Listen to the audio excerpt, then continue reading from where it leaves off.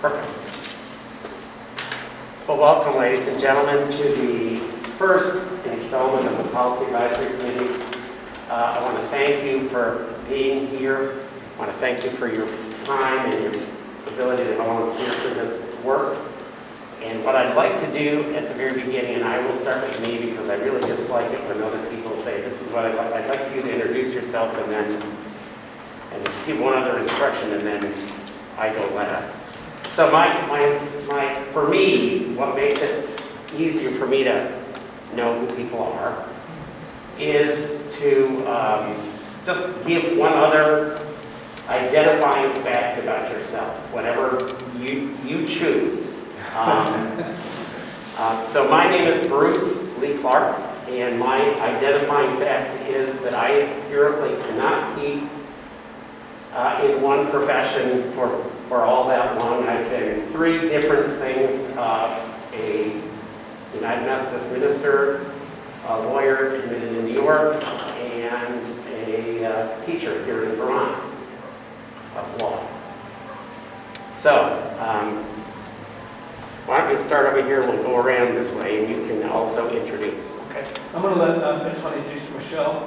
She's going to be our note taker today for anything we want to note for changes in the document. So Michelle, thank you very much for that. I really appreciate that. Michelle works in the police department. My name is Dan Monks. Let's see, I'm assistant town manager Bennington. That's not going to be my one fact, but just so people know that.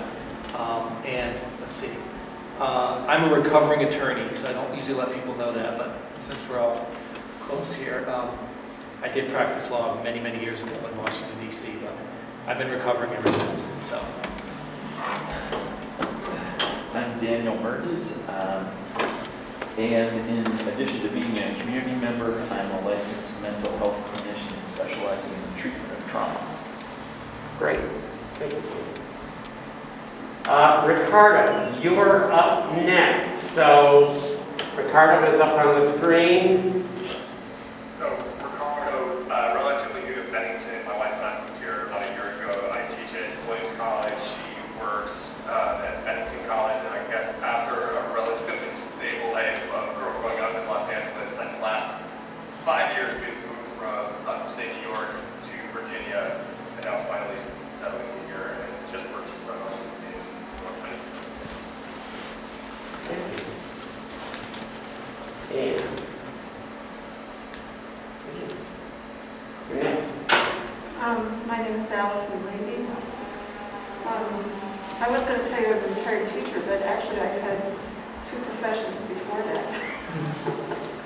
It's a good thing. I was an environmental planner, and then I worked in the publishing industry. I don't really look at that as a career because I just did that in between when I was doing teacher certification. And I've lived here in Bennington only for about a year and a half. Okay. Officer Daniel Ferrara, been a police officer with the town of Bennington for the last 4 years plus. Have prior experience with the Sheriff's Department as well as private sector, criminal justice such as security. Lived in Bennington for about 10 years now. Great, thank you. I'm Pete Niles. I'm recently, next week, I'm retired from the Coast Guard after 36 years. Most recently, my job was as doing the Type 1 level incident commander for various things in New York City, but to also be the assistant Homeland Security representative from New York, New Jersey, all the way up past Albany. Nice to have you all here. Here's what I propose, and I'm proposing that this is how we work through this. We've managed to make, I think, the most complicated situation be first. I again thank you for being brave on this. But I'm going to suggest that we try to make a list of our issues, things that we want to know before we start worrying about text. So, for example, should this be 1 policy? Should this be 3 policies? Should Should the police be allowed, as they are under the IACP policy, to use warning shots under certain strict circumstances, or no?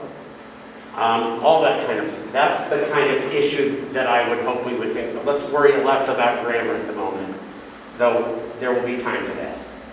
And then secondly, when we're all ready, and it'll be essentially by consensus when we said that we are ready, then we'll go on to perfect the documents, and I'm going to ask that you make sure that when we're starting to do the corrections, so that Michelle doesn't have lots of voices to try to listen to, that you direct them through me, and I will make sure that Michelle gets it the way we all collectively wish it. Other issues, does that all make sense for everybody? Just a couple of other items. The observers, we thank you for being here, and thank you all. You are, of course, observers, and the opportunity for the community, the rest of the community, to weigh in on these will be when they go before the select board, and there will be several weeks involved in that process, and that's when the public at large gets their hands on it. But before then, our work will be vetted by the town attorney, by the state's attorney, and there's a third. Our insurance. Oh, yeah, the insurer. And so I think we will have plenty of, and by the chief. I knew there was another one. So all of those things being the case, let me just say a couple things. This is really important work. And it's really important work because policy hopefully will drive behavior and human behavior. It's what you try to do. And the important thing will be to recognize that we work within parameters. We can't just write anything. So we have the insurer, the town's insurer, the police department's insurer. That's actually VTVS, Vermont League of Cities and Towns, whose policy this is, whose model this is. So there's that. There's also Vermont statutes. There are Supreme Court cases in some instances, so that all of that stuff is the context within which we work, as well as the town of Bennington and the community that comes into Bennington. That's all part of the context that we work within. So that's why it's important. I thank you for your volunteering. I know that my capacity to take stuff in is directly proportional to the capacity of my backside to sit on these chairs, which, having sat on them for a number of hours in my life, is not fun. So unless you direct me otherwise, I'm going to give us a break at about every hour for about just a few minutes, just a couple of minutes, so we can get up and stretch our legs and move around. Is that okay with everybody, so that we can actually function? If anybody needs anything else, I know the bathrooms are out that way and down through the first set of doors, and then down through a set of doors on your left. Anything else for the good of the order? I guess my question, sir, is what's everybody's vested interest here? I guess that's what I'm trying to find out. What's the vested interest? And I say that because I got somebody from the town, a retired military police officer, which is good. I'm not meaning that in a bad way. Sure. I'm wondering, like, you're a facilitator right now. I am, but I'm also a member of the town of Bennington. Right, and that's my question. Usually you don't have a facilitator. You don't usually have a facilitator with a person with a vested interest. Well, unfortunately, there isn't any. The way we've set this up is basically with the select board having a group of three. It's a good question, by the way. Group of three of select board members who have been working on responding to the IACP report. And one of the ways in which one whole section of the IACP report dealt with policy.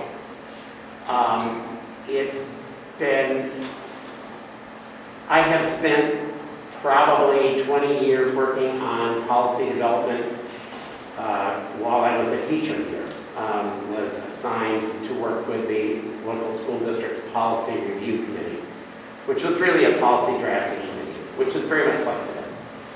I can tell you this, there isn't, we can all express the intention is that you all express, the community members expressed an interest in working on this. Dan works for the town, and Dan also works for the town in a very different capacity. We wanted to have a police officer here because we will have logical questions that we need to have some answers. Absolutely. And so, while it might be true that in some circumstances, people with a vested interest, my vested interest actually is just to make sure that we have the best possible policies we can. That's all I'm interested in. Great, and my whole point of that is, one, I'll probably play devil's advocate, because I think Sure. we should, hopefully we have somebody playing devil's advocate in this whole process. And so I appreciate your answer, and thank you. Good, you're welcome, anytime. So, let's see if we can get our issues out on the table so that we can, and maybe even address them as we go. Maybe the bigger ones, like should this be one policy or three, that may not be anybody else's issue. That's one thought of mine. I don't know the answer. I don't know the best answer to that question, but that's one of mine. Are there other issues that folks have brought to the table after having read through the materials that you were sent? Questions? I know somebody asked me. Ricardo, you asked me questions. You're unmute yourself there.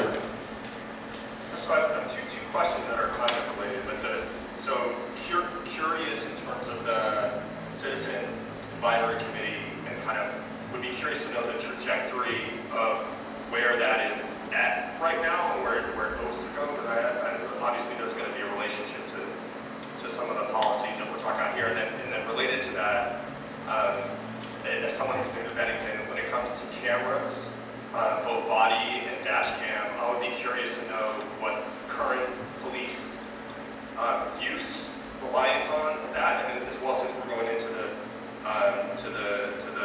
conducted weapons as well. I mean, what's Bennington's relationship to that in terms of how many officers, how are they deployed, what's the training, what's the policy relationship to those as though it exists, would be great to know for me. Sure. Let me try to answer the first question, because I think I'm in the best position to do that.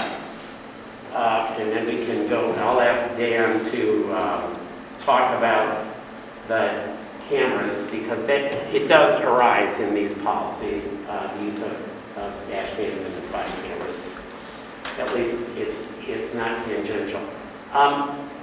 This group of 6 policies this advisory committee is really, each one will have different membership. The 3 that will stay the same is Dan and me, but there'll be different community members assigned and have been assigned to the other 5 policies that we'll deal with this fall. I'm expecting that we will have another chance to do that for more next spring, January, February, and March.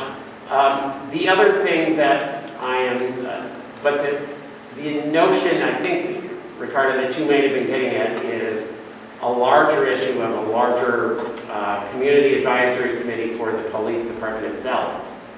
And part of the reason why we have not bitten on that yet is that the state legislature is in fact, though they're just ending their session for this year, and I think it'll be done on Friday, although I'm not sure, they are addressing that in at least one of the proposals, and we don't know where that's going to be until they do it. So it may have an impact on what we are, certainly there's going to be a larger community conversation about a police advisory or police oversight or whatever. Let's call it police advisory committee for right now, for lack of a better name, because there is no name. But I know that the three of us who are on the subcommittee of the select board are committed to working through that. We just have to let bodies that have more authority on this than us have their say first, and then that'll sort of shape where we go, if that makes sense.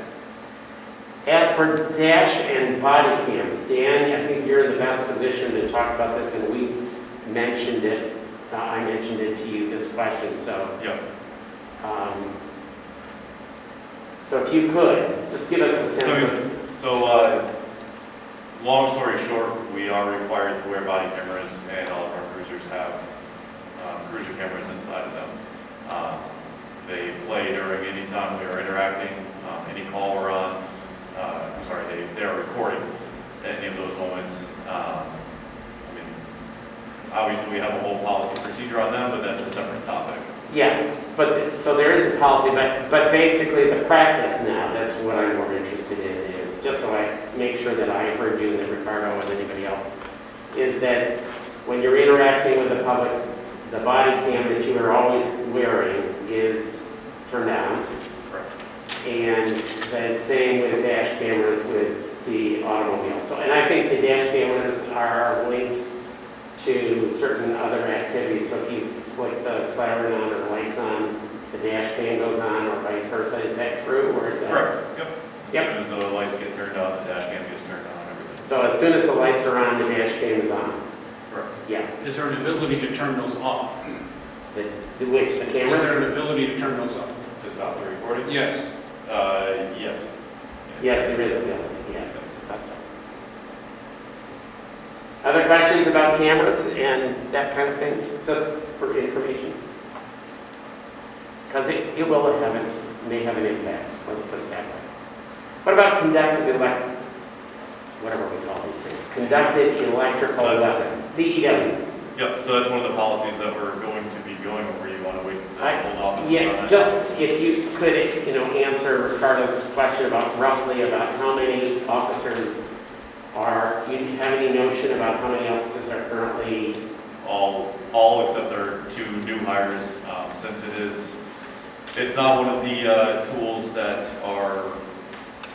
you get trained on going through the basic academy. It's an elected type of training. So our department does utilize that. It's just, we have two new guys that are fresh out of the academy, just got put on their own. So they are going to be going through the training at some point soon. So obviously, yeah. So otherwise, so all officers are, with the exception of the two newest officers, are trained and therefore can utilize CEWs for the appropriate situation. Correct. Oh, good. I have a question related to conducted electrical weapons. Sure. In the policy from the Vermont City County Police, there's a section under definitions called special populations. Right. And these are people that People like me. People we should not be using conducted electrical weapons on. Right. And it identifies people that are cognitively impaired, people experiencing an emotional crisis that may interfere with their ability to understand consequences, persons with disabilities, pregnant people, a few others. And I'm wondering, Dan, for you, how much of the training you receive in the use of conducted electrical weapons is around identifying and assessing people that are parts of these special populations? So we have other trainings that we go to that we train specifically for dealing with those types of situations. If we're responding to a call where there's some sort of crisis and stuff like that, those are completely separate trainings. That's why in this policy it gets touched upon, because it's something that we're aware of from other trainings. And those other trainings that you're referring to, are those part of the academy training? Are they prerequisites for conducted electrical? So the academy does touch on some of these types of situations, because I could go on and on about how the academy trains and the different scenarios that we get put through during the academy. But I know just during the academy itself, the scenarios are meant to kind of open the eyes of the recruits, put them into situations to see how it might be in real life. They try the best that they can to mirror that. And it's kind of just throwing you in there, allowing you to make mistakes because you can always learn from them because it's just a scenario. But yeah, the scenarios and the teachings of the academy, we do touch on those types of situations. And then from there, we have a lot of elective trainings to go after that we can get put through as well. Like I myself have gone through like a crisis negotiation type training. We have trainings to deal with people with such like autism, things like that. Kind of just different things to recognize and how to maybe approach things differently. But those are all separate trainings, so that's why when it comes to the conducted electrical weapon training, it's brought up, but not in depth because it's something that we're already using. Gotcha. Would you recommend, just based on your own experience, that people, that officers have some of that elective training before the conducted electrical weapon training so that they're better able to identify and assess people in these special populations? Before you answer that question, I want to check with Ricardo. Are you hearing this, Ricardo? Is this coming through I'm just worried about the volume. I'm hearing it. Some words more garbled than others, but I'm getting it. If I have that question, I'll raise my hand. Okay, great. Good. Can you say the question again? I'm sorry. Yeah, I'm with you, but just based on your experience, would you recommend that an officer have some of the elective training to help like identify special populations and how to respond to people in like mental health crises or people with autism or other disabilities? So like I said, the Academy does a great baseline training on everything. As they say in the Academy, they teach you enough to get out onto the road. And then obviously every single day, you're going to be learning whether it's on the job or different trainings and everything like that. Obviously, more training on everything is obviously going to be better. Yeah. Training is a great tool. It's a great thing to have in your back pocket. And I can see benefits of having all that extra training being good. I mean, there's no bad thing to say about someone having too much training. Right.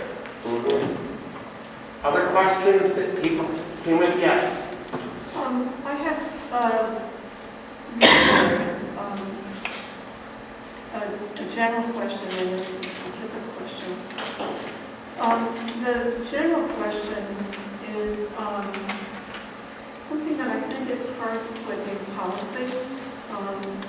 But as I was reading the policy, I realized it made a lot of difference in how I felt about particular wording. Maybe somebody has an idea of how you can deal with that, but a lot of what has been reacted to nationally, I think, has to do with culture. And looking for the words.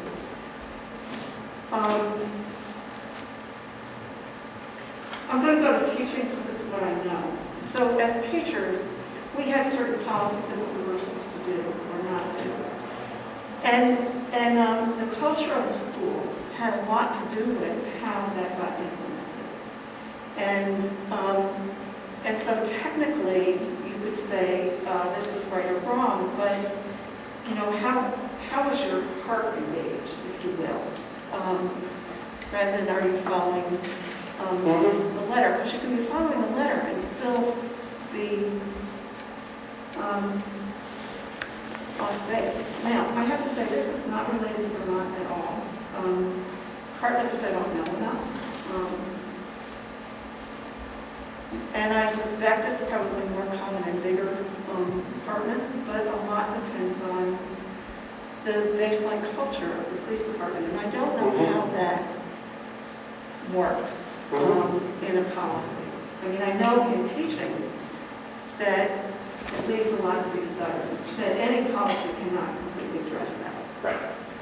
I did think perhaps making sure that the purpose was as clear as possible would help. And I have to say, talking about where I'm coming from, I am very concerned. I understand that policing is a dangerous job, and I'm very concerned that police feel supported in this dangerous job. I'm also aware that there's the other side to that, which we've been getting a lot in the news. But I've certainly known about for a long time, and a lot of my specifics have to deal with that. The special class of people, for example, I learned long before Ferguson that my parents and colleagues who were black were afraid for their children, and they taught their children. Yeah. And I didn't always agree with what they were teaching their children, but they taught. I mean, there's a fear there. And again, as I was thinking about some specifics, like the right to shoot somebody in the neck when they're running away, which has received so much news recently, but that if you're afraid of police by definition, how do you deal with that? At the same time, while protecting the police. I ended up feeling fairly confused about some of the regulations dealing with that. Well, good. Well, I think it would be helpful to sort of go through that policy, thinking about all of those things, because it is about, the whole purpose is to utilize, again, when we're talking use of force, the idea is to use force only to the degree that is essential for maintaining control of the situation. And in certain circumstances, the use of deadly force is not allowed, even though we know that in human behavior, sometimes things can go wrong. So I think it's important to keep that dilemma. And to me, that raises, and I don't know if anybody else noticed this, but the League of Cities and Towns policy talks about it, this policy, as a response to resistance policy. And we've been talking about it as a use of force policy. And I would be curious, I have my own druthers, but it was not remotely a hill I could die on. Does anybody have a feel for which of those two terms, or maybe a third term if you want to make it really complicated, how do you read those two different phrases? And that's really, I'm really opening this up to any of us. So if you have a thought on this, you'll carve away if you do. Do you think that this is, and maybe it's not an issue for anybody else, and if it isn't, please say so. But that's one of my issues is response to resistance seems to put the focus on the community, although it is the police officer's response to resistance. Whereas use of force is the more traditional term, or set of terms. I'm curious as to what people think, if they think that this is even an issue. And if it isn't, just say so. In my thoughts, it's always the minimum force necessary to conduct compliance. So, that's what I was brought up on. Then, that's it. There's multiple ways. That can go from your level 1 to your, hands-on, your verbal technique straight to deadly force. That can change at any moment and anything. So I think you're right. I think what you're going there, I agree with you what you're saying, that I think that can mire itself in any one of those situations. And I think that's where the community, we see that, but then also Officer Farrar, what he has to go through, or female police, what they've got to go through they've got to make that decision like that. And that's their lives or somebody else's lives. And we tend to forget that. And it's also the community members, same thing for them, and then how do we get that all together, what we're doing here, how do we get that all together and then make, now, wow, look at this thing, we just came here together, and it's really, we're trying to find a win-win solution for everybody, which is gonna be tough there.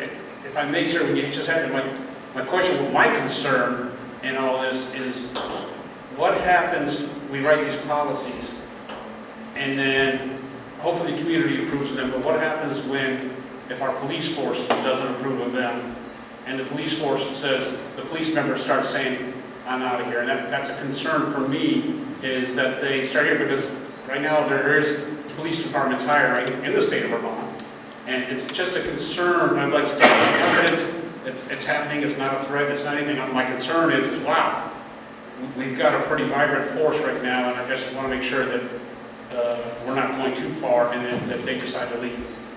Sure.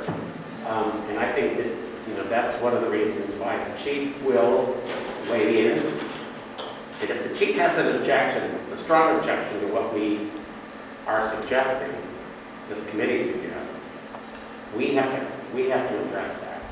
So we may, and I know you didn't all sign up to come back, but we may need to, we'll worry about that, but I'm hopeful that we will not have that situation, but if we do, I may be back in touch with all of you. And if it's really substantive, we really need to address that. Ricardo, do you have something for us?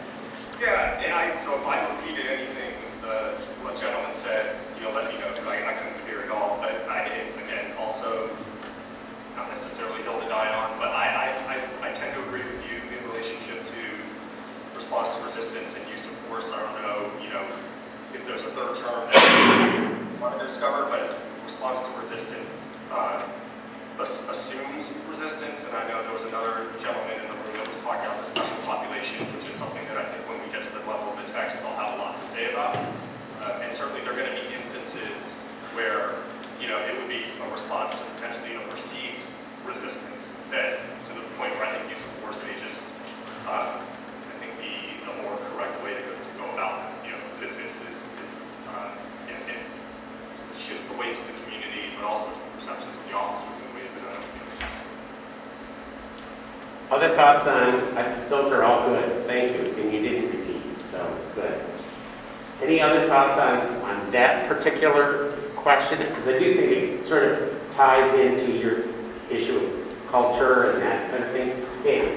So, we all know use of force and response to response to resistance are hand in hand for the most part, if you're just caught up on the verbiage. However, speaking from experience, it's called response to resistance because that's exactly what it is. Any sort of resistance and how we respond to it. If I walk into a room at a call and you're standing up and I say, sir, please sit down, and you say no, that right there, that begins the resistance. So it's not always something physical. It just can show the progression of if all of a sudden now I'm getting into a wrestling match with you trying to sit down, it just shows how it led up to that point because there was all that resistance and how I responded to it to how it ended up getting handled. So Dan, help me out because I think I may have missed, in what context did I not sit down? I'm just saying, so if you were standing up, I walked into the room. Right. I'm not getting into what laws you broke or anything like that. Right. But I walk into a room because I got called here. Yes. I'm trying to control the scene. Right. And I say, please, Would sir, everybody sit down. sit down and Yep. I don't want to sit down? And you refuse and you want to pretty much verbally butt heads with me at that point. And Okay. at that point it can escalate. Right. Okay, I'm getting the scenario. I'm just trying to get the scenario. Yeah, but that's yeah. why it would be called response to resistance, because it's climbing that ladder. Resistance can start right off the bat with just verbal disobedience. True. To the point where you're physically pushing away, pulling away, to where you're trying to hit me, and it escalates. Yes. And it can also de-escalate at the same time. So that's why it's a response to resistance, because it's whatever resistance you're giving me and how I'm responding to it. It doesn't always have to be quote unquote forceful. I could come into the room and say, sir, please sit down, and you sit down. No force was used, but you Right. complied. Right. So that's kind of where that verbiage comes from. I think I begin to understand that. I'm skeptical, but I I'm a natural skeptic. I may be the person who's going to be skeptical, I don't know. I didn't mean to make you the target of that, by the way. You were just there. I know, and I don't have a problem with it, personally don't. So the interesting thing is that as I read through even the Vermont League of Cities and Towns, by the way, the Vermont League, for everybody, and I should have said this, Vermont League of Cities and Towns is the insurer. If I didn't say that, I should say that. So their policies do carry some weight. I have spoken with Trevor Whipple, who is the former chief of police in South Burlington, and in Barry, who is now the person in charge of these models. By the way, he's very excited that we're doing this. So there are other people watching from outside of Bennington. And he, how should I want to put this?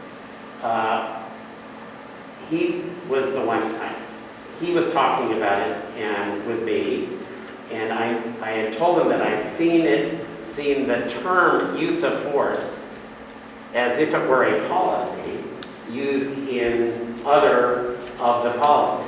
So they were referring to the use of force policy or referring to use of force. So I understand that we use, or at least your explanation helps me understand how it's currently being used here at the Bennington PD and maybe throughout Vermont. This may be a Vermont thing, which is perfectly all right. I would rather that we call it use of force, but I'm also willing to say it could be as it is in at least some places I've seen, use of force / response to resistance or something like that. I don't want to change how the Bennington PD is talking about this policy. That's not our goal. I don't think. But I do want, so just help me out. So currently, the current policy of the Bennington PD follows this model, as I think, pretty closely. Does it call it response to resistance, or is that the term of art that's used at the academy and used in police? Yep, so our general order is response to resistance. Yeah, that's what I thought. Okay, that's helpful. Questions? Other issues that you want to raise before we? I've got a question, but maybe we're going to get into that. So looking here, we're looking at the policies, and I think this will come up, but what is it that we're trying to add or change to what the policy is in place there? So if the policy is already pretty much in place, are we adding, one, if it's already in place, then why is it not being followed, or is it being followed? So what are we trying to add or delete to the existing policy? Good question. Part of it is until this afternoon, the process for developing policy in Bennington and in many departments around is for the chief to sit down and write a policy, sign it, and it's in effect. The move is toward a more community-oriented model for some of the major policies. I think that's clear. That was the clear intent of the IACP report. We are not the only department in the Northeast that is trying to do things like this. Part of it is to review. Part of it is to make sure that some of the decisions that are made in creating a policy, as Trevor Whipple suggested, he thinks that we should look at this as the baseline, but not the only line, so that you can add more restriction, you can be more restricted. If you make yourself if you make it less restrictive, that's also okay, but recognize that at some point, the insurance company may not choose to, if they follow that policy and we still get sued, the insurance company may not choose to pay for that judgment. So our purpose, it seems to me, is sort of twofold. One, to give a community, part of it is, I think it's always helpful for professionals, and these are very term-of-artsy kinds of policies. You may have noticed that language that is just highly technical. Sometimes it's really helpful to turn community people loose on it, and you can come up with it meaning the same thing, but a much clearer statement. It might mean that the purpose of this policy, for example, and I think that, by the way, I'd say the most important parts of this policy are purpose, policy, and to some degree definitions. Those are by far and away the most important parts of this, and it gets at the culture issue. And I think, I've known any number of the members of the department for a number of years, but we can all. I've also been in schools where culture can sort of float along. I'm with you on that. So I think it's partly just to get that kind of a sense of refreshment and sense of, is the only thing we want to say about this policy is the purpose of this policy is to direct officers in appropriate response to resistance? Is that the only reason to have a use of force or response to resistance policy? Is that it? Or is there something else? And to protect both the officers of the department and the citizens with whom they come in contact. That may be part of the purpose as well, for example. This just, you see what I mean? So that may seem like it's not a big change, but it might be a worthwhile change because it changed. Does that make sense to you? 100% with you. Thank you for that. I'm hopeful that makes it clearer.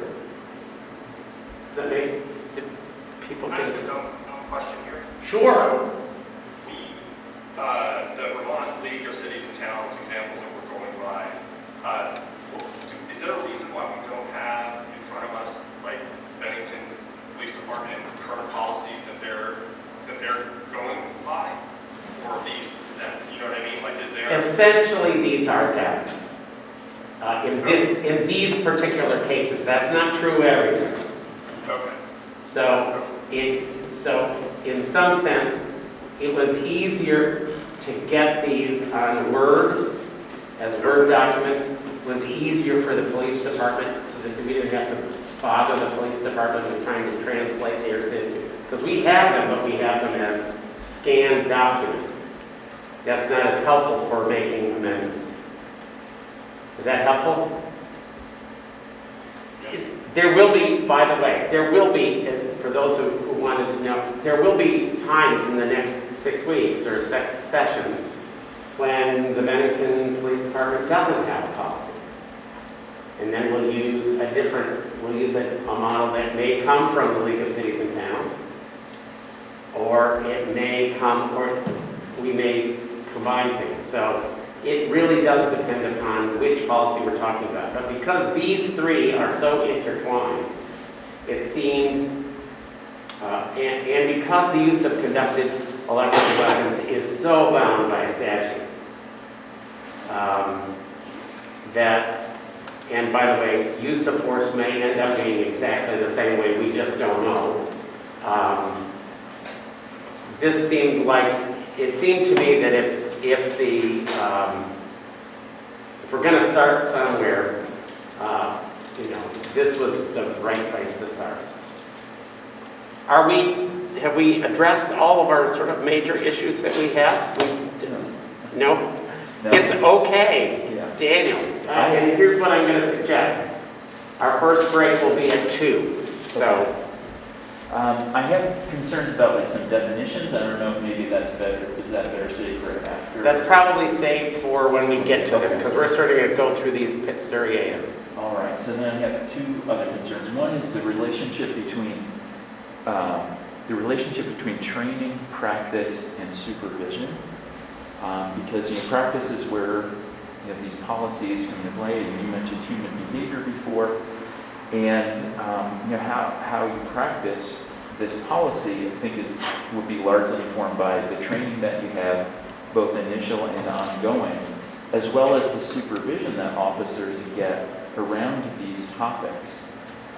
Because there are a couple of brief mentions of things like ethics and morality and the sanctity of human life in these policies that I think are really valuable guidance for thinking about these things, but I don't know how much support officers have around those things. Like in my profession, I'm required to do ongoing training around ethics at least every 2 years. But I don't know, like in your supervision, and if you, like, do you have regular, like, meetings, conversations about, like, ethical and moral issues that come up in your work? Yep, so we just about annually, we have some sort of training on ethics, fair and impartial policing, really everything you can think of, to be honest. There is a lot of trainings and everything like that that go on kind of just under the radar that we go through that people don't realize. A lot of people, citizens of the town, they just see us driving around in a car. They think all we do is go to calls and everything like that. But no, there is many, many hours of training that every single officer does every single year. And I'd say probably 30 to 50% of them are mandatory to be done either annually or biannually. And then others are the elected ones that we were talking about before, where if an officer wants to kind of specialize in a certain direction, they can start taking those trainings on their own. But yeah, so there's definitely, to answer your question, there are definitely trainings that we go through regarding ethics and everything like that, yes. Yeah, because my concern around that is that officers have adequate support around those things, because things like principles happen at a much higher elevation in our thinking, in our daily experience, than things like human behavior. Things like when you respond to a domestic violence call and you walk into a home and people are actively fighting. In the moment, I'm guessing you're thinking about getting control of the situation, keeping everyone, including yourself, safe. And you may not in that moment have a lot of time to think about like the ethics and the principles involved in this. And that's why I think it's really important that you have ongoing support around that. Yep. So that it's not just like dealing with the in the moment behavioral stuff that happens. Yep. I mean, definitely in that type of scenario, yeah, when we walk in the door, our first thing is to gain control of the scene, separate everybody, keep everybody safe, get a good baseline, and then conduct an investigation from there. I think, if I may, kind of building upon what you're saying there, because a successful training program is key into everything there. You perform as you train. So I guess my question is, for the town, are you presented with, here's our training program for the year of each person, and I don't know this answer, so I don't know, are you provided a brief by the chief or whoever going, here's our training program, and here's where we sit in currency, and here's where we sit, and you know what, not just we're throwing training in because we think it's nice, but what's the indicators for the training? What's the indicators we have saying this training is needed, and so now we've implemented it because we've all done training just to train, which was fun. But so here's our indicators, here's what we have, and Dan Monks, here's what we're doing. And I don't know if that happens, but it seems to me that just builds another, I think for the community, that builds another level I don't know the right word. Thank you, I'm with you, ma'am. I love the words, I don't have those. But just here's our set training program, and it's kind of set. I come from a training world in the military where here's the training program, and we can punch up at any time and go, well, here's what we train to. So I don't know. Yep. Dan, do you want to say anything about that, the way the Well, town? the police leadership, the chief and the lieutenant determine the trainings and make sure that everybody stays current, and depending upon the officer's interests. And Officer Farrar can certainly expand upon this. They're encouraged and allowed to pursue their interests in other trainings. If you want to add to Yeah, that. I mean, that's kind of what I touched upon. We have our standard annual and biannual trainings that we have to, by law, to keep our certification. And then there's all those different avenues that we can take. If someone really wants to be into drugs and narcotics, they can kind of go off in that route. If someone really wants to be a crash reconstructionist, they can go off in that route. There's tons of different Sure. avenues to go on to pursue a career. But the baseline is also that stuff about, ethics and Yeah, values. the baseline would be that the Vermont Police Academy itself, basic training, and then all those standard domestic violence ethics, fair and impartial policing, everything like that, that is standard Yeah. annually, biannually, and everything like that. And then as far as you were wondering about this set training ahead of time, you can only do that for the stuff that you know is going to happen. Because 2 months from now, I can see, look at a website and say, oh, this training looks really fun, submit or apply to go for it, and it has to get approved by my bosses. Maybe that was good, I think. So that type of stuff you can't plan for ahead of time. I know there's a training budget, and that's what they have to follow, and that they keep that in mind when approving, but Sure. And just to add, Dan raised the issue that I was interested in as well, and that is support from your supervisor. So the corporals, the sergeants, the lieutenants, chief, those folks, when you are at, in some, are they supportive of this notion of, even within the command structure, reminding everybody about the values, the ethics, of what it takes? yeah, that's part of being a supervisor, is being there and holding your people accountable, making sure that they're staying on the right path and everything like that. That's a supervisor in any field of work. Okay. That's helpful. Have we set the table enough for us to start?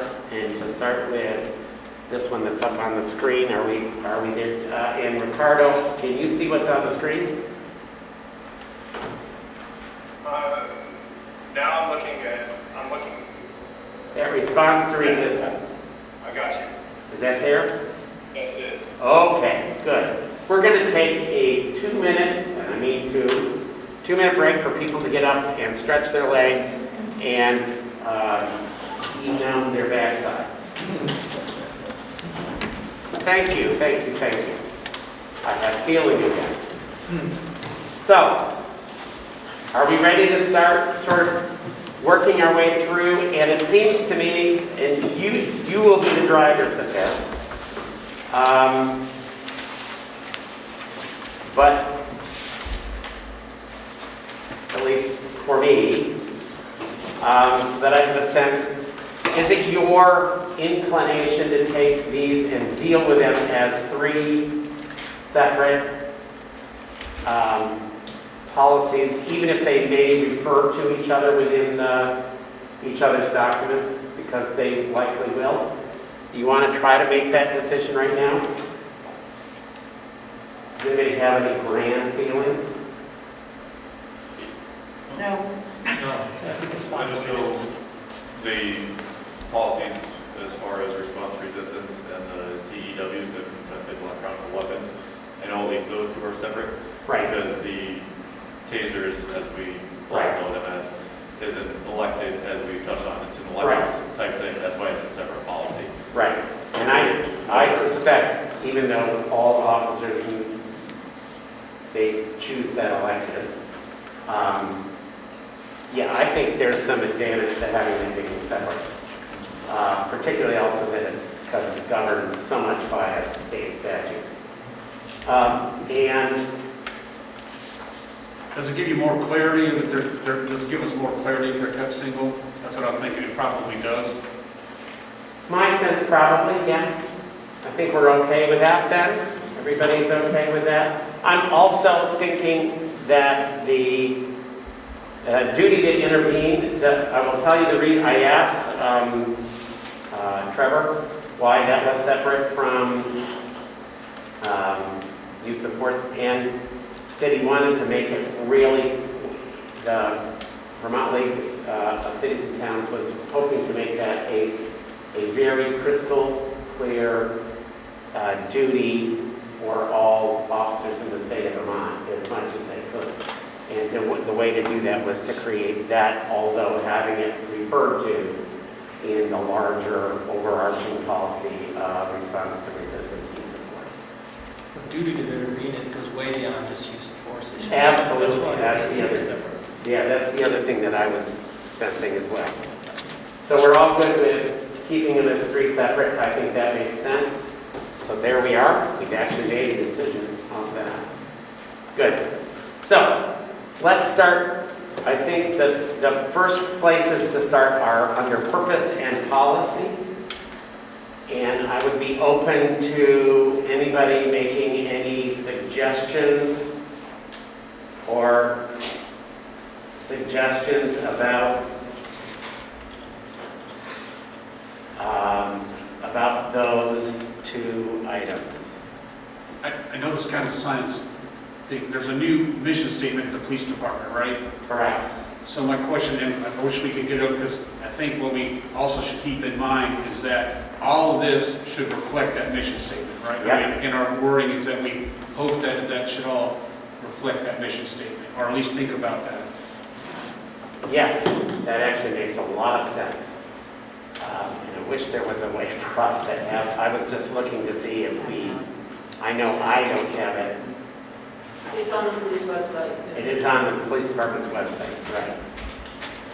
Read it off if you Or want. maybe, yeah, if we could at least read it, I think. Yes, let's not you be- got it right there. Okay, can I say? So, the mission statement is the Bennington Police Department is accountable to the community for providing everyone, regardless of identity, with respectful and equitable law enforcement protection and service. The department and the community will achieve this through collaborative and positive relationships which contribute to the betterment of our quality of life. Great. So, I just went over, when we were standing over here, I just suggested the following additions to the purpose. And I know that this is somewhat, but having that just read to me overarches my sense of feeling about this. The purpose of this policy is to direct officers in the appropriate response to resistance, comma, use of force, comma, don't write this down yet, use of force, comma, protection of the, and I'm not sure about protection of the community and the safety of the officers. It does, I mean, that doesn't quite reflect but the use of the idea of the community, this sort of binding together the community and the officers have a joint responsibility to each other. I think that's what I'm trying to get at with that addition, if that makes any sense to anybody. Well, legally speaking, this policy is to protect people on both sides. Yep. It would protect the people that we come into contact with, and it protects ourselves with justifying why we did what we did. Yeah, So, yeah. that makes sense. Dave, okay, that's helpful, thank you. Yes, I don't know if all this should go into the purpose statement because it could get too long, yep, but when you get your purpose or policy, it would be good to have something that addresses fair treatment for everyone, fair and safe treatment for everyone, maybe some reference to. Yeah, there will, yeah, I think there are places exactly where the fair and impartial policing, which is next time's policy, that fair and impartial policing could be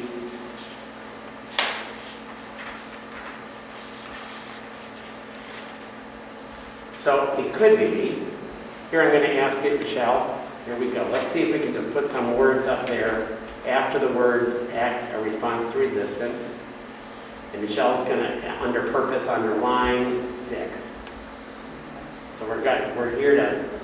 So we're gonna throw it down there, see it all meshes together. Let's see what it looks like, and we can always delete. Sure. So, response to resistance, comma, instead of a period. So this will come up in a different color, I think.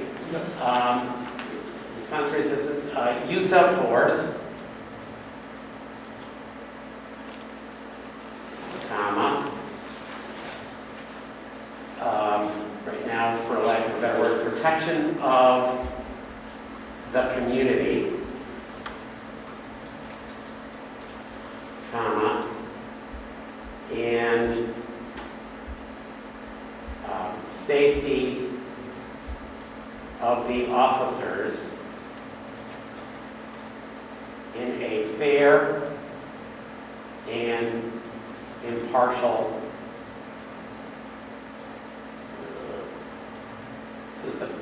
This is why this gets to be fun. In a fair and impartial manner. Period. If I were to play devil's advocate, Please do. I would object to impartial. Because I think as we understand impartial in the legal sense and in the cultural context of like the dominant culture in America, that makes sense. But for me, I think, you know, an important part of police responding to the community is the context that they're responding in. And, you know, as I disclosed at the beginning, I specialize in treating trauma, and I've been reading about trauma-informed policing recently. And, like, being impartial to me sounds a lot like someone saying, like, I don't see color, like, I don't see the context. And that's my concern about impartial from, like, that's like an ideological perspective. No, Yeah. Daniel, that's okay. And I hear you exactly. Don't know where we're going to go with that when we have a policy that we are required to have that says it's a fair and impartial. Yeah. Yeah, okay. Can I make a suggestion? Yeah, Could we say all segments of the community? sure. And then I'm wondering if it Then we was don't here, probably need we the could other. take out, what? Then we probably don't need the tail end of in a fair. I don't know, but I think it could Yeah, take away the need for that. right. Do you think that? What do you think, folks? And instead of the community, protection of all segments of the community, what was the terminology that we ended up utilizing in, I think you're going to want to have that out again. Sorry, Dan. And like all segments, that's broad. Yeah, That's- there's a terminology that we used. I think it was community regardless of regardless of identity. So we could utilize that language from the mission statement. Protection of the community regardless of identity. I know that's, All right. you know what I mean? I know where you're going, and I actually will probably agree with you about the word impartial. Yeah. I may not have any choice about that one, but, Because there's probably a point there that no longer becomes impartial as it starts going over the use of force continuum. You know, Yeah. it's, Yeah. yeah. Ricardo? From a clarity perspective, right, the purpose of this policy is to direct officers in the appropriate response to resistance, right? If we were to read that without that, to Yeah. in the use of force. The protection of the community and safety, I think that could be, I don't think that belongs in the comma train. I mean, I think it would be kind of in direct, this is more graphical, but direct officers in the appropriate response to resistance and the use of force while protecting the community and safety. I mean, I think that has to just, from a grammar perspective, has to be worked out. I would say, this relates to the conversation about impartial a little bit, but a word that I wanted to potentially add to this before this train came along, so I don't know if it's still appropriate, would be to direct officers in the appropriate response to perceived resistance, because I think so much of this hinges on perception, and that's more than I thought actually fleshed out in the languages of the various things. So I don't think it's completely crazy to have it up there. And then I would, looking at the CEW one, just alongside, and Bruce, remembering your comment about the name changes, I think it makes sense to have it be response to resistance / use of force is how it's notated or referred to in other policies, so that clearly the language exists for that. And I think, you know, unfortunately, all uses of force aren't responses to resistance, and this gets at the addition for me of perception in there as well. But so I would, you know, vote again. I think a little bit more strongly this time to shift the title and then to potentially add perception. Okay, so let me see if I heard you correctly, Ricardo, because so one, the title could be, and maybe should be, response to resistance / use of force. I think that's how it's utilized elsewhere in the others, and that I don't have a problem with that. And then the purpose of the policy is to direct officers in the appropriate response to perceived resistance, if I hear you, which I think is reflected in the text later when you're talking about perception. It's all about when you're talking about the need, I mean, the difference, determining the differences, for instance, just for one thing, between passive and active resistance, and active aggression. And the examples that are utilized there is a lot in the procedures, which I'm actually hoping we'll let the police department work on. Because procedure is really their deal once we've developed a policy. It would seem to me, I could be open to that. Perceived resistance, because that's what we're talking about. That's what, Dan, that would be what your suggestion is. To use your example, and I'm happy to do that. My refusal to sit when ordered is a perception of resistance, correct?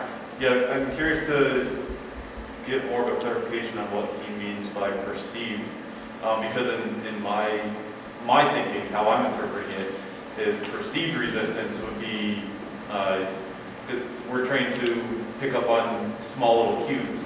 So if you start to become agitated, maybe you start clenching your jaw and pumping your fists a little bit, or making a fist, kind of just itching the back of the neck, looking around type thing. All those are things that we look at too and take note of when we're coming into contact with somebody, and how this might end up. Because if just for instance, itching the back of your neck and looking around, that's indicative of someone that's going to try to run. They're looking for escape, they're kind of working themselves up. Someone that's making fists and kind of tensing up, that's someone that might get physical. So I'm curious to understand what he means by perceived a little more. So Ricardo, did you catch much of that? I mean, Yeah, I know the sound, we've just learned things about how the sound works in Zoom, and in this big room. So what Dan is interested in is if you could just express, or with some greater clarity, what do you hope to get from the word perceived resistance? I actually think your comments about adding the word while, protecting the community, makes all kinds of grammatical and better sense to me. And I probably would ditch, if we modify the word community, I'm happy to ditch the rest, the interfere partial, blah, blah, blah. So if you could go back to perceived resistance, that would be very helpful both to Dan and to me. yeah, I mean, so just, this policy to be kind of educating in every moment possible, and I think unsettling this idea of resistance, I think is helpful. That it is not a one-way street.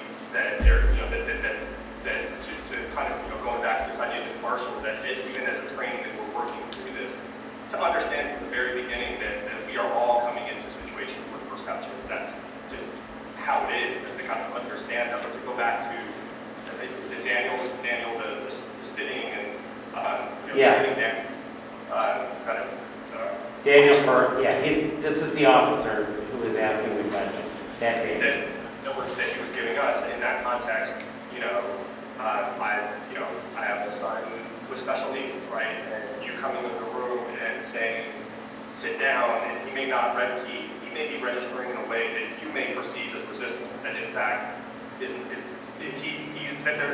are two sides to this, and then we have to kind of be room for both of them, and I think perception helps that a little bit. I think that's, yep, I was thinking along the lines of Dan comes into the room, he's been called in, so this is a setting in which Dan's been called in, use that example again. He sees that he wants everybody to sit, He sees that I'm not sitting. You perceive that as possible resistance, right? Well, that, by definition, that would be resistance. Except I'm deaf, Yep. in which case, but you don't know that. So is that resistance, or is it just perceived resistance? That's Yeah, the so point. that. It's not resistance at all. Because I haven't heard- It's gonna be an ongoing flow of events that Sure, take and place. if I just look during straight that forward moment. and Yep. don't respond to you, man, sorry Yep. to cut you off and I No, apologize. you're, No, I shouldn't do that. So if I just look straight ahead and don't even respond to you, you may still perceive that as greater resistance until somebody says to you, he's deaf. and it could be perceived, you doing that action could be perceived as multiple ways, as you just said. Right. It could be immediately recognized if you don't even react to me, if you don't even look at me when I talk, type thing, then Mhm. yeah, that could Or I may- see that being you were Mhm. deaf, you didn't even hear me say anything. You looking at me when I said that and refusing to comply, that could be perceived as something else. You looking confused could be perceived. It's hard to do it by one scenario because every single scenario, every time I walk into the room could be different. That could be the same room 100 times, and 100 times will be a different way things happen. So it's hard to gauge that. True, and let me just see if and Ricardo explain, if I get this wrong, you tell me, because I'm working, one of the ways I work through this is to try to say that, so it's how I'm trying to understand it. So, every time, let's use that example some more, every time you come in, you're coming in with certain knowledge, certain experiences, and certain perceptions. None of us can get out of those. We can't get out of our own skin with those perceptions. So when I see the use of just the term to direct officers in the appropriate response to perceived resistance, it's a recognition of all the things you just said. Yep. So, Like I said, I just wanted to be able to get clarification on what he meant by perceived. Right. Because I can take that, I can perceive that as different ways. So that's all I was looking for, is just a definition on that word. Okay. on how to use Does it make sense from at least our conversation here, what we're talking about? Yes. And does it make sense to everybody else? I'm with you. I guess I'm cautious about getting our purpose too long, Yep. because I think our purpose could get too long, and then that's gonna branch itself off even farther as we go. If we make the purpose too long, we're gonna branch out too far. So I'm cautious in wanting to go too big of a purpose. I think some of the things we just talked about could probably get nailed down in policy definitions, whatever, too, that, we can expound upon better in there. But if the purposes gets out too long, then I think it leads to a lot of ambiguity. Let me try something and see. So Michelle, here's where we're going to go. Just let's do the following. We're in that same line. Can we ditch all the words after officers? Just eliminate them. Because I'm not sure that's helpful. Can we go to And could you say protection of the community and officers? Because, really, that's talking, I think, protection right, is also. okay, so can we say while, before the word protection, we're going to say while protecting, ing instead of and we can get rid of. This will get much faster as we go. What was the term from our mission statement? All. Regardless of identity that you're talking about? Oh yeah, the community. Protecting the community. No. Why don't we just say protecting the community and officers? Me? Yeah, Go. or and safety of the officers can be there. And for Ricardo's deal, I was wondering if the response to resistance, could we put comma, comma or parentheses, perceived and actual, so that way, does that help at all, or does that? Can you say, so did you hear that, Ricardo? That's an interesting, so after the word resistance, put parentheses, perceived and actual.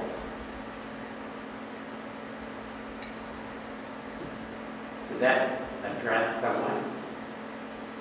I mean, to me, having the perceived beforehand doesn't necessarily undercut the fact that it can, the fact that it's actual.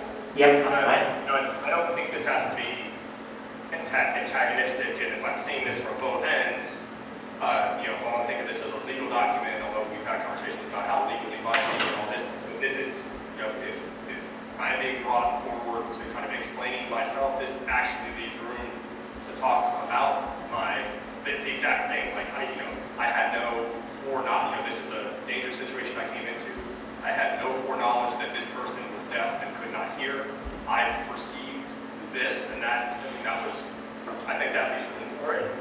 But yeah. if you want to put it in the parenthetical, I think that's fine too. But I think having it in front does the same thing. From a grammar perspective, if we choose to do the while protecting, put like the and in between the use of force, right? However we decide to. Yeah. The grammar, I think we can get. Let's just for the moment. We'll do it. Oops, sorry, Allison. I have a concern that the purpose of this policy is also to protect the person that the police are dealing with as much as possible. I mean, not protect in the same way we're talking about protecting the police. So that's the wrong word, I'm sorry. But we're also concerned about being aware of their humanity also. And I don't know, when we say the community, I realized when I was saying all segments of the community, I was including them. And I'm not sure, reading this, I can't read it, actually, I'm sorry, I can't see it, but I'm not deaf, right? I can't see that far. I hear you. So it may address it, but I'm not sure that reading that, you might not think the community was everybody else, which is also critical, and it is a part of what you're protecting, a very important part of what you're protecting. And thank God. I mean, that's part of why you're there.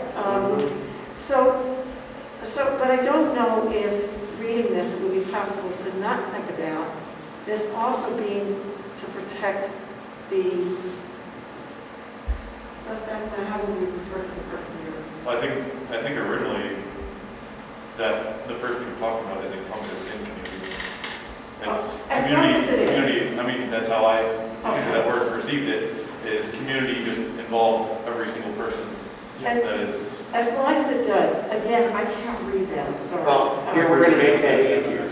Thank you, Allison. We're going to make that easier. On the lower right-hand side of your screen, see where way down at the bottom right. You're good. Nope, not quite that far. Right up above that. Right above where it says 100%. You see that plus and minus? Right there. Okay. Click on the plus.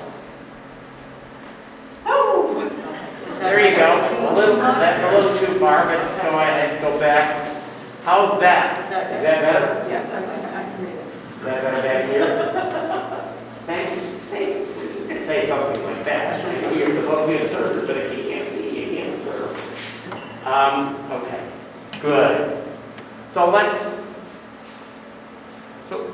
go ahead, Dan. I respect the thought to put all this stuff in the purpose statement, but I think everything we're talking about, if you just read the next few sentences, are already addressed in there. That's my own personal feeling. Gotcha. So let's everybody just take a moment to try to do that, and then we'll come back to this discussion briefly and then move on. I think that's a great point, Dan. That's purposeful because it's all right there, what you're saying is.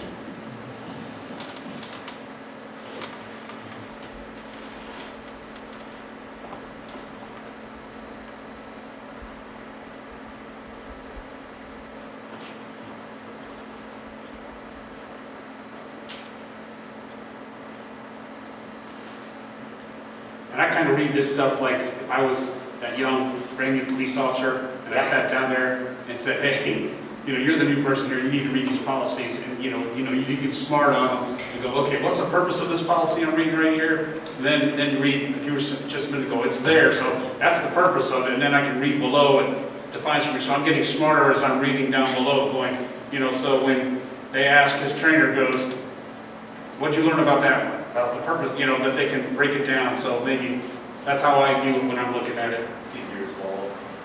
I hear you.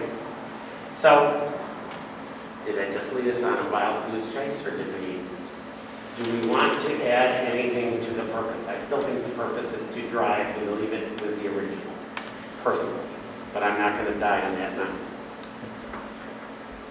I think you're right. I mean, if we add something to it, it's still fairly short. Like you Yes. say, even if we morph, what we have right there, it's still fairly short. Right.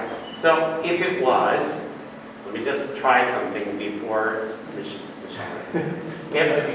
The purpose of this policy is to direct officers in the appropriate response to perceived resistance / use of force while protecting the community and the officers, period. Yeah. So Michelle, can you come back and do that? Okay, so it is. The purpose of this policy is to direct officers in the appropriate response to perceived resistance, because I think it does help the police on that. Perceived resistance / use of force, comma, while protecting the community and officers, period. And delete everything else. Only thing I Perceived. Yep. Do you want to add something, Peter? You're the only one typing with everybody watching, so that's good. I know. We're there? Good. Policy. Is there any place where I have nothing under policy, so Anybody have anything under policy? Go ahead. If you do, you need to. Just before we go on, if we're going to do perceived resistance, use of force, maybe we want to put response resistance / use of force up at the Yeah, top. 'Cause perceived. I know that you, Oh, it's. yes, we want to put up at the top, response to resistance / use of force. That way, I agree. Yep. And actually, it gets referred to like it that does in other policies. in other policies. That just covers all the bases. Good. Let's see if we can finish this one by 3, okay? My concern under policy was how objectively reasonable is defined later in the document. Because it's like, when I was in school, I was taught not to use the word in the definition of the word. I understand. So, later, objectively reasonable is is what would be used by another reasonable, well-trained officer. And I get the intention of that, but it's not very objective. Can I just clue you in? That's a legal term of art, and it is not, that's the legal standard that every court that I know of anywhere uses. And the reason it uses it is because it actually it uses it because that's how it's been defined legally, and we're not really free to fiddle with, I knew that was going to come up, we're not free to fiddle with that language. You're absolutely right. If you were not a lawyer, you would look at that. If you were an English teacher, and I don't know if anybody here was an English teacher, but you would look at that and you go, holy cow, are you kidding me? That doesn't fly, Yeah. and And I assume that in the implementation of it, that there's a reliance on precedent and case law. Yep. And that's how we let people understand it. in the Yep. real world. And in fact, the IACP documents gave you some of those precedents that were, that it's what does a reasonably, the legal term is what does a reasonably prudent person do in that situation? Yeah. And in this case, it's what does a reasonable police officer do in that situation? And that's the legal standard by which law enforcement officers are judged under use of force in almost every other context. And it is one of those, Nothing to be done. there's nothing to be done about it. I hate to say that. Go ahead. I just want to point out, I think one of the things that I like most about this particular definition is it does include the term well-trained officer. It's reasonable and well-trained. Yes. That's important, and I like that that's in this policy. Yes, thank you. That's great. I think just because I like, again, I think brevity and stuff like that, it just matter of semantics here, but policy, the policy of this department. So I know we can do, well, we're writing the policy, so I think we keep saying the policy. It's the policy of this department. Well, we've got it under policy. It is the policy. Right. And so I don't know if we can reword our need to, but we're putting about 2 other sentences in there just quoting that this is policy. So again, I like to, what's this impacting me as a police officer right now, reading this right now? So, if we were to strike out, for example, the policy of the department is to, and rather say, Bennington Police Department shall, and then go to protect and serve all citizens at the same time, respecting the rights of suspects and Down syndrome. So, I agree with you. That was it. I've gotten to use it. So instead of saying, so you're crossing out, policy of this department is to, just cross it out. Don't delete it. So is that? Go to the cross out function. Do I have to go? Yeah. Oh, I can just. You can delete it. There you go. There you go. And yep, the Bennington Police Department shall protect and serve all citizens while at the same time respecting the rights of suspects, blah, ta ta ta ta ta ta. Does that make sense to everybody? It does. Peter, that's a good, And then keep going. And then they say this department, or it, Yeah. policy is Will you just strike yeah, you can strike out, it is the policy of this department that, or you just say officers will use only recent, yes, yep, so you're crossing out, it is the policy of this department that. And then capital O. Perfect. I like that. That's actually substantially better. Yep. And can we agree that every time it says agency, I know that's short again, depending, the department. Yes. Let's make this ours. The Bennington Police Department or the department, I don't care which. Yeah, I appreciate what you said too, because I think well-trained is such a critical, Yes, such a critical thing, yep, that put that in there. that's wonderful. I think that actually protects the officer a little bit. I think that actually protects the officer. Yes, it helps the officer make a case for training. So can we just say instead of agency, the Bennington Police Department? Just say department. Or the department, maybe just the department. Yeah, or like under Bennington Police Department, then we could put parentheses BPD, you could always use You could then BPD. use that at the same time. Let's do that. So what do you want to do? After the first time that you've written Bennington Police Department, put in parentheses BPD, capital. There you go. And now, right there, the BPD. I'd just say, not even take out the B, I'd just say BPD and all officers recognize. Okay, take out that. Yeah, because though, you know, Yeah, you could do that. Well, if somebody is really funky about that, we can, well, that doesn't change the zone dynamics. Okay, that's good. Definitions, are we there? I mean, are we all good with policy? Good. Is that last statement just like an aspirational statement? Is it BPD and all, like, I really love that language, but I'm wondering how it is that BPD and all officers recognize the sanctity of human life serving as a guiding principle. Is it recognized in any other way just than stating it there in this policy document? because that's not really a policy. Well, it's not really a policy, but it is the foundation under which, I mean, if you're talking about use of deadly force, then what that does is that sanctity of human life defines, in my view, this is the way I was reading it anyway, defines the extreme situations under which the use of deadly force is authorized in the policy. It is aspirational. I think it's aspirational and helpful. Okay? Definitions. I don't, do I have anything?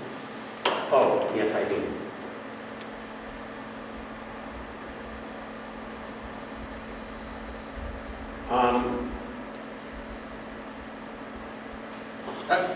If I may go back to, because I believe, Dan, what you're saying there, now I'm thinking about it, we just talked about that last line, but I could just for a second, because I'm hearing you, because this one, use of force, deadly use of force is part of that, and use of force, but we're talking about the title, the response to action, so I guess I'm trying to understand, my mind's not grasping that final statement then, and seeing how it goes with use of force or response to action. Please, Bruce, give us one of your, come on, give me the insight like you get it. It isn't a policy like that statement, line 13 and 14 isn't a statement like all the rest of those. It's a vision statement, It- a policy statement. True, it is, but it is the underlying principle behind all use of deadly force, that, at least as I see it. And I don't intend, I'm not an expert in this area. I'll give you an example. We have a situation where one of the officers, not here in this town, used deadly force. And the next morning, and the person did not die as a result. Next morning, I'm playing racquetball with one of the officers, or actually two of the officers. We're playing 3-on-3, and we're playing, and somebody asked, "Well, what do you think of last night?" And one officer says to me, "It's the hardest thing anybody, I've never even pulled my weapon out of its holster in 22 years." And I said, "Really?" And he goes, "Yep, because I look at, and I think my colleagues look at life as that precious, that underlies all of his thinking about the use of deadly force, and as he says, and that means I protect myself in the same, I think my life is just as precious." So it's that balance, he goes, and it's the decision, he was a sergeant, it's that decision that makes life the hardest decision to make. And he would have, if he were still with us, and he's not, he would argue that underlies all the decision-making in the policy itself, in the process.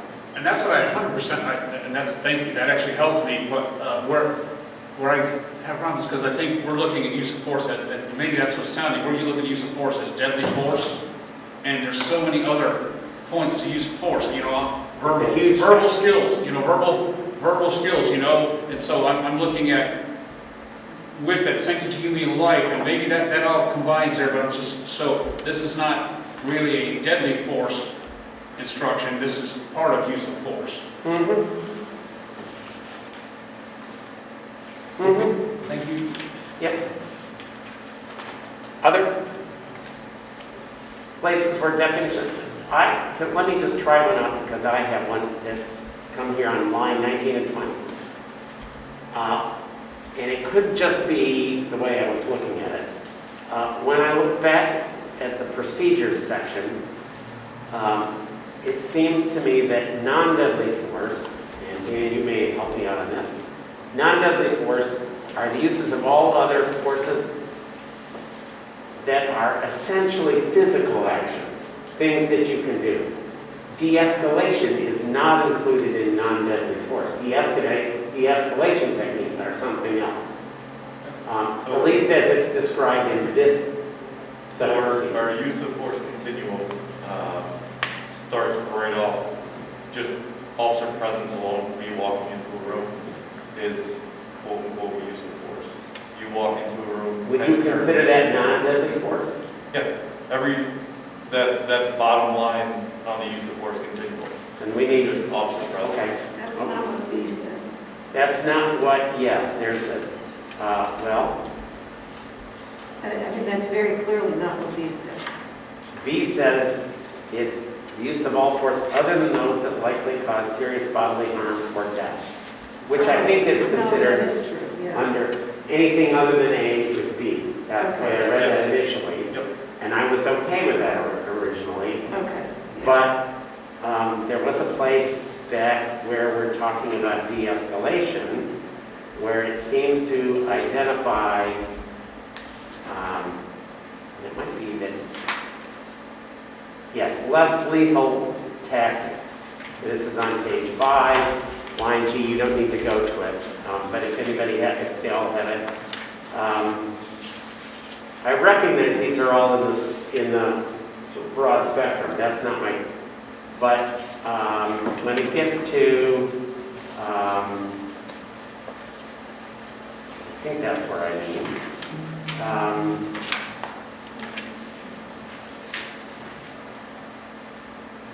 Well, why don't we just hold off for now since I can't see it immediately and I didn't give myself a note. If it doesn't seem to be a problem with anybody and we're okay with it, I'm not going to, it's fine with me. I just was a question that I had in my mind. You consider talking as a way of... I just noticed, according to our policies and procedures, just because anytime we get into a use of force or response to active resistance type situation, we document that on a completely different form. And on that form, it starts off with what are the levels of force that the officer used. And it starts right off with officer presence, announcing who you are, verbal command, all of that. All of those are All of- steps. All of those de-escalation, could be considered de-escalation. Well, like I said, it's what's called a use of force continuum. Right. And it's a reaction to all of the levels of resistance that an individual might give an officer. Right. So it kind of climbs a ladder on both sides with the individual climbing, and then the officer climbing to try to stop and control the situation. So I'm just saying base level is officer presence alone is what's considered, Okay. quote, use of force, because it can command attention and gain control of the situation right off the bat. Okay. Once in a while you get a big bar fight, all of a sudden the cops come in, everyone can stop fighting right then. That's the use of force. Sure. I see where you're coming from. That's not Great example. entirely where I was. Yes, Ricardo. Just that, to solve your kind of headache there, why not on G, just take out the / tactics, because there are no real tactics described, and then that section is just discussing the less lethal weapons. That's on page, page 5, yes, where I just was. Yeah, right. G, yes, the word tactics doesn't, I like the idea of The the word use of force tactics would continuum. then put pressure to include de-escalation there, but if you take that out, then there's no reason to put that out there. And I didn't hear the entirety of the response there, but certainly, like listening to the 2016 video where Chief Doucette talked about racial